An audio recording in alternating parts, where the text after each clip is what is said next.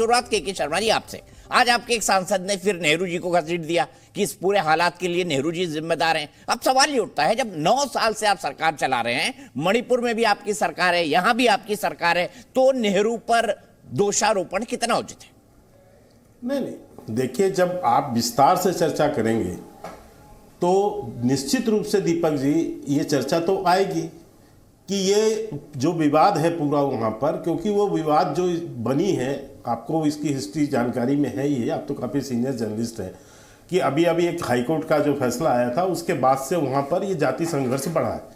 लेकिन ये संघर्ष के ये जो पूरी समस्या, ये जो मुद्दा मिला है, ये तो विरासत की मिली हुई चीज़ है, जिसको हम यानी आज जो है 2017 के बाद आने के बाद हम वहाँ उसको काफ़ी स्तर तक पिछले 6 सालों में हमने वहाँ कुछ ऐसा हंगामा नहीं होने दिया। बाद में एक आर्डर के बाद ये हुआ है, लेकिन जब इतिहास खुलेगा तो फिर तो सारी परतें खुलेंगी ना, और उसके हिसाब से वो भी खुलेंगी। कि जैसे मैं आपको बताऊं कि आज कांग्रेस और विपक्ष बहुत कुछ चिल्ला रहा है वहाँ को लेके, मणिपुर को हम तो चर्चा करना चाहते हैं सदन में, और दोनों सदन में चाहते हैं, लेकिन इनको हम उस दिन याद भी तो ये दिलाना चाहेंगे कि 2000 से लेके 2014 के बीच इसी मणिपुर में 991 मौतें हुई हैं, और 2010 से 17 के बीच में हर 30 दिन से लेकर 139 दिनों का वहां ब्लॉकेज रहा है। पूरा मणिपुर कट जाता था जो है भारत से। वहां पेट्रोल कितना, 2011 की घटना आपको याद है होगी, मनमोहन सिंह जी थे प्रधानमंत्री, उस समय मनमोहन सिंह जी के मुंह से एक बयान नहीं निकला, ना सोनिया गांधी के मुंह से एक बयान आया। 139 दिनों तक मणिपुर जल रहा था। उसकी का इतिहास एक और यादी, क्योंकि आज आपने कहा कि इसके इतिहास पे भी चर्चा होगी, तो मैं उस पर थोड़ी रोशनी इसीलिए डाल रहा हूं कि 1993 नरसिंहा राव जी की सरकार, यहां पर 350 गांव उजाड़ दिए गए और लगभग 750 लोग मारे गए नागा कुकी के, और 9 महीने तक यह नरसंहार मणिपुर के अंदर चलता रहा।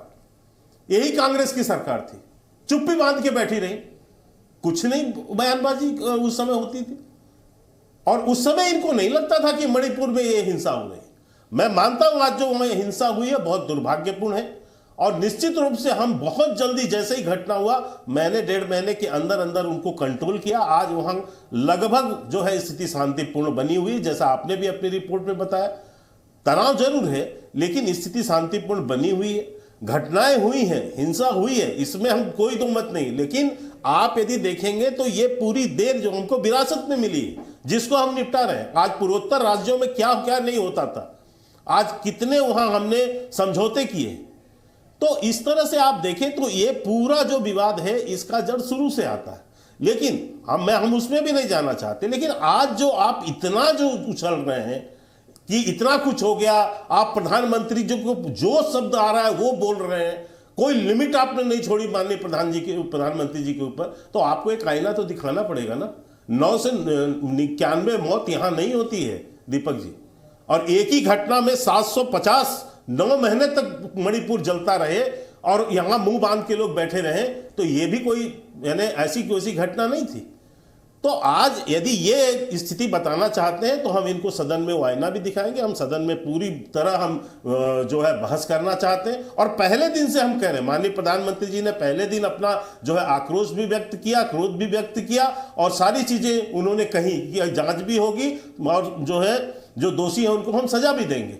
इसके बावजूद सदन के अंदर में माननीय गृह मंत्री जी ने बोला, माननीय राजनाथ सिंह जी ने बोला, संसदीय से उसने अपने मंत्री जी ने कहा, पीयूष गोयल जी ने कहा, ये 176 में जो है राज्यसभा में बहस भी तय हो गई, स्पीकर ने रूलिंग भी दे दिया उसके अंदर। लेकिन आपके अंदर, इन विपक्षियों के अंदर इस घटना को लेकर कोई संवेदना नहीं है दीपक जी। इनका मकसद सिर्फ एक है, प्रधानमंत्री जी को बुलाओ, प्रधानमंत्री जी को बुलाओ। उनसे अरे भाई किस तरह प्रधानमंत्री जी को बुलाओ? ये वहां का आंतरिक मसला है, ये आंतरिक सुरक्षा का मसला है। आप विषय उठाएंगे, पूरी चर्चा होगी, और कंसर्न मिनिस्टर जो है उसका जवाब देंगे। होम मिनिस्टर पूरे देश के होम मिनिस्टर नहीं है, ठीक है, या जो भी वहां पर जो चर्चाएं होंगी, लेकिन इनको अपना शिफ्ट करना नहीं, इसमें नहीं करेंगे, उस धारा के अंतर्गत करेंगे। यहां पर पहले प्रधानमंत्री भाषण, अरे प्रधानमंत्री जिस दिन बोल देंगे उसके बाद आप चर्चा क्या करोगे? क्योंकि उनके ऊपर तो कोई उसके बाद तो चर्चा हो ही नहीं सकती संसदीय उसमें। जब आप ठीक है, आप ले आए अविश्वास प्रस्ताव, हम उसका भी सामना करेंगे। और निश्चित तौर से जो मैंने अविश्वास प्रस्ताव में भी कह रहे हैं, तो वो भी कोई सोनिया गांधी के घर के कानून से तो देश का संसद चलेगा नहीं दीपक जी। जब अविश्वास प्रस्ताव आता है तो 10 दिन का समय होता है। ठीक है, उसके बीच में स्पीकर सबसे कंसल्ट करते हैं। छोटे छोटे जवाब रखे, ज्यादा मैं बेहतर इसीलिए होगा। पूरा स्पष्ट कर देता हूं ताकि आपके बहस में सुविधा हो। ठीक है, अभय दुबे जी, मेरा सीधा सवाल, भैया नया नैरेटिव बीजेपी ले आई जगन्नाथ सरकार जी के हवाले से कि जो कुछ हुआ, नेहरू जी ने जो 1960 में कानून बनाया उसके चलते मणिपुर की पूरी समस्या है नगा, कुकी और मैतेई के बीच की। देखिए, देश की हर समस्या का समाधान ये इतिहास से प्रतिशोध लेकर निकालते हैं। इनके मंत्री महंगाई बढ़ जाए तो कहते हैं नेहरू जिम्मेदार है, मणिपुर हिंसा की आग में झोंक दिया जाए तो कहते हैं कि नेहरू जिम्मेदार है। आइए मैं ले चलूंगा मणिपुर की गली में आपको, जानिए मणिपुर की वेदना और उसके ताप को। चीख निकली भी तो होठों में घुट कर रह गई, वो छटपटाई निर्वस्त्र होकर फिर ढह गई। ये मैं उस महिला का जिक्र कर रहा हूं जिसके पति ने अपना सर्वस्व न्यौछावर करने के लिए कारगिल पर सीमा पर तैनाती दी है। एक 80 वर्ष के हमारे स्वतंत्रता संग्राम सेनानी की पत्नी को निर्ममता पूर्वक जला दिया गया दीपक जी। 4000 ऑटोमेटिक वेपन्स वहां लूटे गए हैं। इनके जो मिनिस्ट्री ऑफ एक्सटर्नल अफेयर्स के राज्य मंत्री हैं वो 25 मई से गुहार लगाते रहे, प्रधानमंत्री जी मेरा घर जला दिया जाएगा, घर जला दिया गया। उद्योग मंत्री का घर जला दिया गया दीपक जी। मेरे देश के मेरे प्रधानमंत्री को इस बात का समय है जिसको भारतीय जनता पार्टी कहते हुए गर्व नहीं करती थी, मैं भी गर्व करता था कि वो अमेरिका की संसद को संबोधित करेंगे, दोनों सदनों को संयुक्त सत्र को संबोधित करेंगे। मगर मेरे प्रधानमंत्री को समय नहीं है कि मेरी पार्लियामेंट में आकर एक बार मणिपुर के प्रति अपनी संवेदनाएं व्यक्त कर दे, उसका समाधान यहां पर दे दे। मेरे प्रधानमंत्री के पास समय है कि वो पाकिस्तान जाकर नवाज शरीफ को गले लगा ले, वो फ्रांस जाकर मैक्रोन को गले लगा ले, लेकिन मणिपुर के मेरे साथी भाई बहनों को गले लगाने का मेरे प्रधानमंत्री के पास वक्त नहीं है। मेरे प्रधानमंत्री के पास यह सुविधा है अपनी सत्ता की भूख भारतीय जनता पार्टी की मिटाने के लिए कि कर्नाटक में 2 मुख्यमंत्री बदल दे, उत्तराखंड में 3 मुख्यमंत्री बदल दे, गुजरात में 2 मुख्यमंत्री बदल दे, मगर मणिपुर के वो मुख्यमंत्री जिस पर गंभीर आरोप वहां के उनके खुद के विधायक लगा रहे हैं कि ये जो हिंसा है ये राज्य की प्रायोजित हिंसा है, उस पर कोई एक्शन भी ले ले। वहां की पुलिस अधिकारी एफिडेविट हाई कोर्ट में देती है कि ड्रग माफियाओं को बचाने का काम वहां के मुख्यमंत्री कर रहे हैं, मगर मेरे देश के अपने प्रधानमंत्री उस घटना का संज्ञान भी नहीं लेना चाहते। दिल द्रवित हो गया दीपक जी, मैं कैसे व्यक्त करूं। मेरे प्रधानमंत्री जी अभी ये कह रहे थे कि हमने अविश्वास का प्रस्ताव स्वीकार तो कर लिया।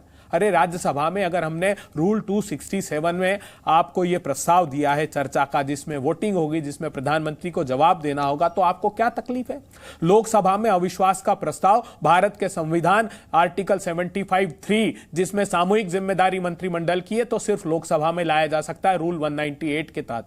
दोनों सदनों में अगर विस्तार से चर्चा हो तो प्रधानमंत्री के पास वक्त है कि वो गुजरात में, वो राजस्थान में रैलियों को संबोधित कर दें। 7 दिन से अधिक हो गए, एक दिन सदन नहीं आए प्रधानमंत्री जी। आकर कहते, ढांढस बंधाते मणिपुर के लोगों को और सारे दलों को कहते कि आइए सब साथ मिलकर हम समाधान निकालते। 80 दिन हो गए, बताइए ना कितने दिनों तक ये वेदना सहता रहेगा देश। और ये पहला अवसर नहीं है, जब भी देश को आवश्यकता होती प्रधानमंत्री जी नहीं बोलते, तभी मुंह खोलते जब अपने राजनीतिक दलों की रैलियों को संबोधित प्रधानमंत्री जी को करना है। अगर वो दिन भर झंडियां दिखाने का समय उनके पास है तो क्यों इन समस्याओं के समाधान का समय उनके पास नहीं है। क्यों प्रधानमंत्री जी से हम आग्रह नहीं करेंगे। क्या तकलीफ है अगर प्रधानमंत्री जी आकर सदन में बोल दे तो भारतीय जनता पार्टी को।